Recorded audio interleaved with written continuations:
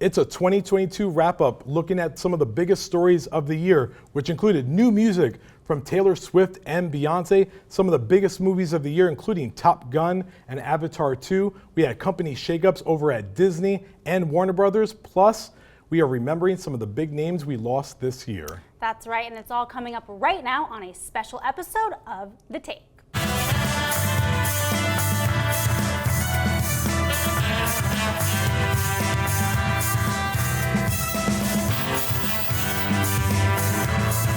Hey everyone, and welcome to The Take. I'm Elizabeth Wagmeister. And I'm Clayton Davis, and we're here to give you our take on some of the year's biggest stories of 2022. What a year it has been. Hollywood has kept us very busy.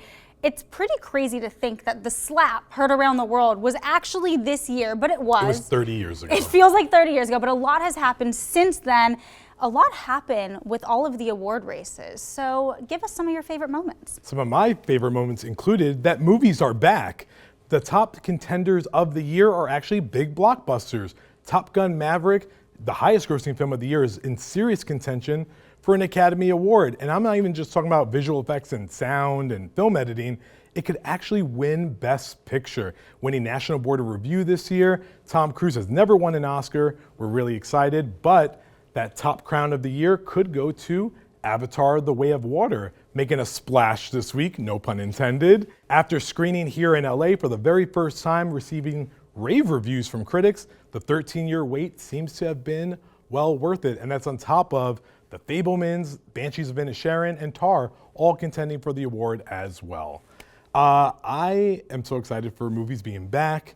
It is a great feeling. Moneymakers are here. That's what the Academy used to do. Used to reward movies all the time that the public knew about.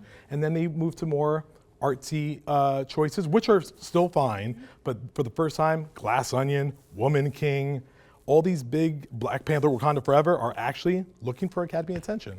Absolutely. 2022 seemed to be the year of movies really bouncing back. And I love that as we look to a new year in 2023, these are some of the top contenders for next year's Oscar race. But it wasn't just all about film. It was also about TV. That's right, because at the Emmy Awards this year, Zendaya made some history, becoming the first Black woman to win Lead Actress Drama twice for her performance in Euphoria. But it wasn't all about Zendaya, even though most things are all about Zendaya.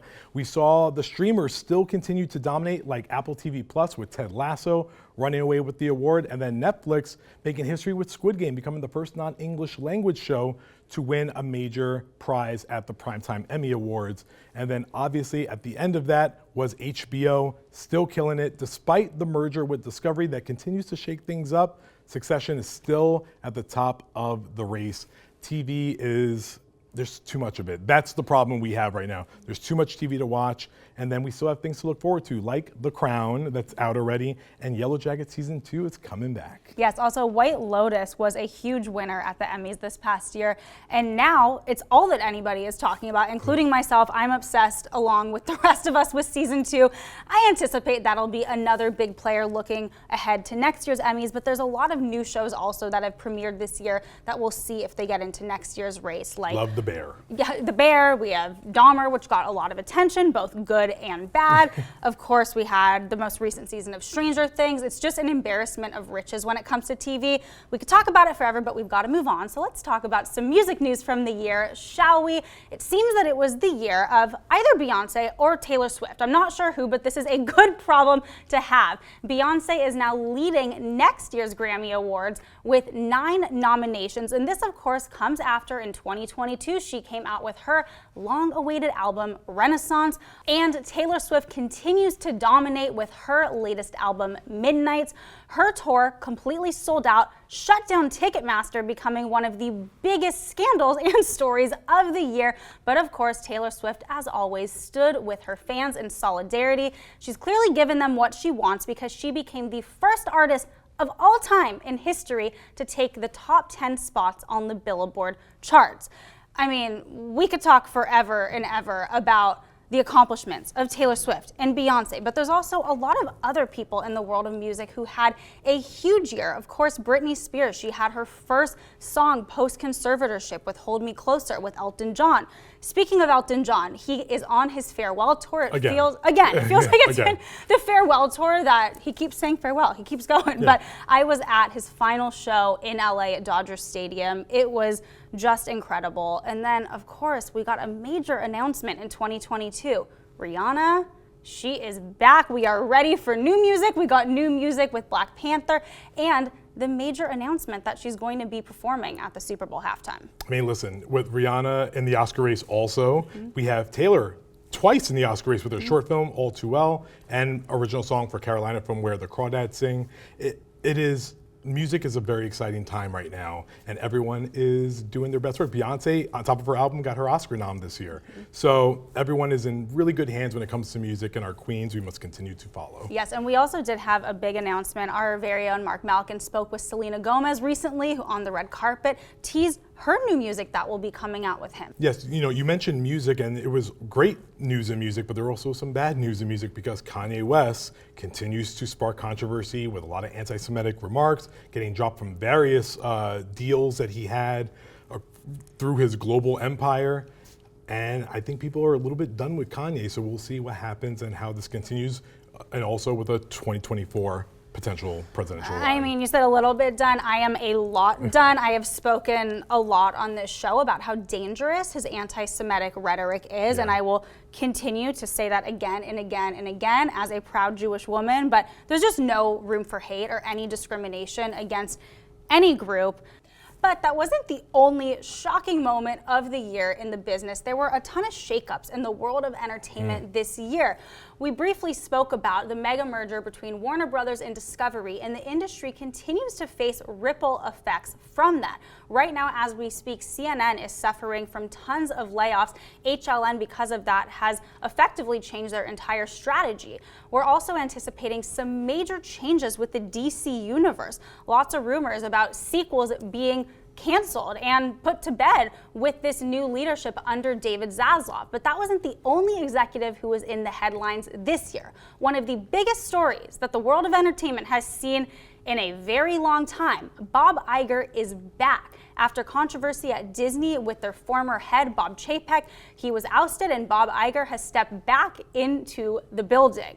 Now, I anticipate we will see a lot of changes and a lot of news come from Disney, but this has been a very welcome surprise. Everybody in the industry was shocked, but now that the dust has settled, they've all said, this makes a lot of sense. He knew what he was doing. We've got to kind of get out of this hole with their financial decline right now, and he's the guy to do it. He always supports creatives. That's why this community in Hollywood really likes him and really trusts him. So a lot more to come from the world of Disney. I feel safe with Iger at the wheel at Disney, but I like how you feel safe. I do feel safe, but I am keeping a close eye on the DCEU at Warner Brothers and how that's going to look under the leadership of James Gunn, and what those Batman movies, maybe a Superman movie, no Wonder Woman 3. What are those movies going to look like? And they're talking about a hard reboot, reset. Maybe that's what's needed. We'll see what happens. Now, it wasn't just the major media conglomerates that are going through a lot of shakeups this year. Also, the streaming services. It continues to be a battle for subscribers. And the long-held king of the streaming game, Netflix, which, make no mistake, still is the streaming giant in the game. For the first time, they had a lot of subscriber losses and their stock was nosediving. While in Q3 of this past year, for the first time of 2022, they saw subscriber growth. Now we know that they're adding a new advertising plan. I think we're going to see a lot of advertising plans added to all these streamers. Seems like a few years ago, it was all about cut the cord so you can save money and just have a streaming service. And now it's, oh, you actually need every single streaming service and it's costing too much money, which is why all these executives are saying, what is our win? What is our strategy? We're going to bring it all together. That brings us back to Warner Brothers Discovery, because everybody is anticipating that new mega streaming platform that will come. And before we move on to some more news, we can't mention 2022 and executives without noting that Elon Musk is now the head of Twitter. We'll leave it at that. Oh, great. And those ads, I think they're called commercials. Yeah, so exactly. We'll see how that works out for everyone. But let's end this with a little bit of a remembrance. There was a lot of loss this year, but we're going to be as joyful as possible because they were some big names and they meant a lot to this entertainment industry. Among those was Leslie Jordan, star of Call Me Kat, and Will and Grace, losing him suddenly this year, along with Irene Cara, the Latina Oscar winner, the first Latina Oscar winner to win original song for Flashdance.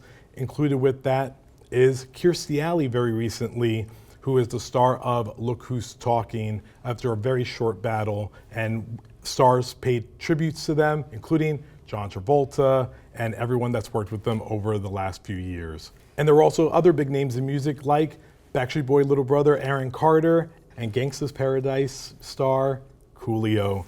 It's been an avalanche of losses this year. However, we remember them. They made their stamps on the industry, some of them louder than others, some of them for a little more controversies than others, but we celebrate them. 2022, like every year that's followed before now, has been a tough year. Absolutely. So many greats of the entertainment business lost this year, but their work and their legacy will live on. I mean, Bob Saget, Olivia Newton-John, the list goes on. And of course, one of the biggest losses of the year that goes far beyond the world of entertainment is Queen Elizabeth. Her death has really touched everybody in the world, and certainly from a media perspective is one of the biggest stories and one of the biggest losses this year. Certainly is a big loss because she was a very controversial but beloved figure. And we're going to be hearing more about her because the Netflix special with Harry and Meghan Markle dropped on Netflix. Everyone's talking about it. They're reflecting on their time with the Queen and the entire royal family. We'll see how that all continues. I mean, when we are talking about biggest stories of the year, talk about ending the year with a bang. That already is trending, will continue to be. The next installment's going to roll out later this month.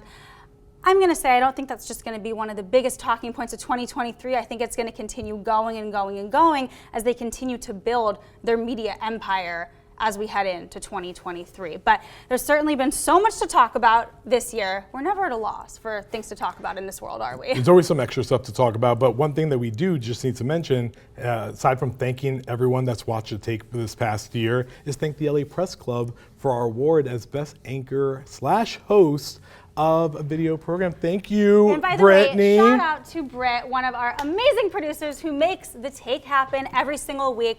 We are very grateful. Thank you to the LA Press Club Award. It's an honor just to be nominated. Yes. And that is true, but this feels good. It feels good, and that is thanks to everyone that watched the take over the last year. Yes, and this is an award for our entire team, the whole crew. We're looking at them behind the cameras. They make this show happen. They all look beautiful. They make this show happen every single week. And of course, as you said, we love all of you, our viewers, for tuning in every single week. So thanks for watching. Have a happy holiday and happy new year. Make sure you go to variety.com, look for all your news, and we will be here in 2023.